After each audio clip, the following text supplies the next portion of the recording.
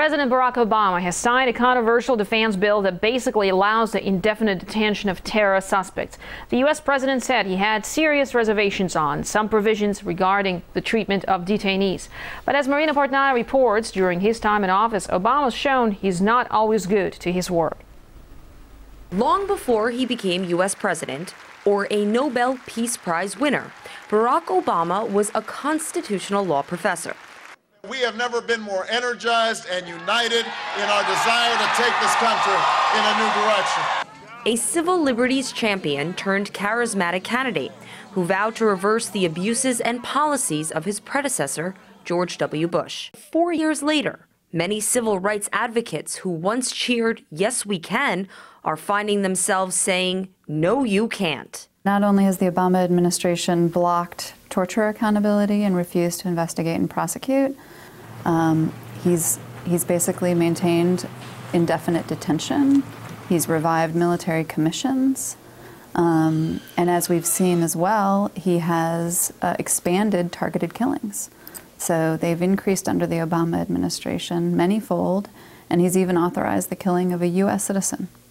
So, I think, yeah, we're in there's a bad state of civil liberties under the Obama administration. World-renowned author and scholar Noam Chomsky believes the Obama administration has changed gears and accelerated illegal practice into overdrive. There's a shift between Bush's policies and Obama's on this.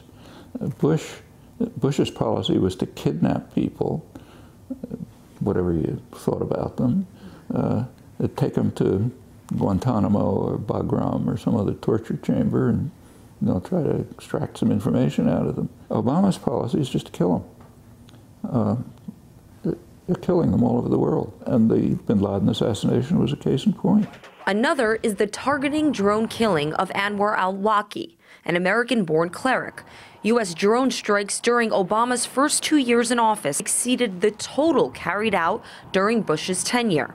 President Obama described al-Awlaki as the leader of external operations for al-Qaeda in the Arabian Peninsula. Human rights groups, which voiced international opposition against Bush counterterrorism policies, quickly condemned the al-Awlaki killing. Journalist Jeremy Scahill says Obama's policies have drifted far from his political roots. A President McCain doing the exact same thing that a President Obama is doing would have been denounced by a lot of liberals. And so we're at one of those dangerous moments in U.S. history, and we saw it a bit with Clinton in the 90s, where a Democrat who campaigned on a pledge to change the country and the world has actually pushed a right-wing agenda further forward than a Republican could have if they remained in power or they took power. Or expanded power. As Obama gears up for his re-election campaign, civil liberty groups that believed his words the first time around are now left to judge the commander-in-chief on his actions. America's democracy is represented by a president who studied and taught the rule of law and is now armed with the duty to carry it out. But critics say as long as Obama plays by his own rules, the Constitution and his promise of change both remain compromised. Marina Portnaya, RT, New York.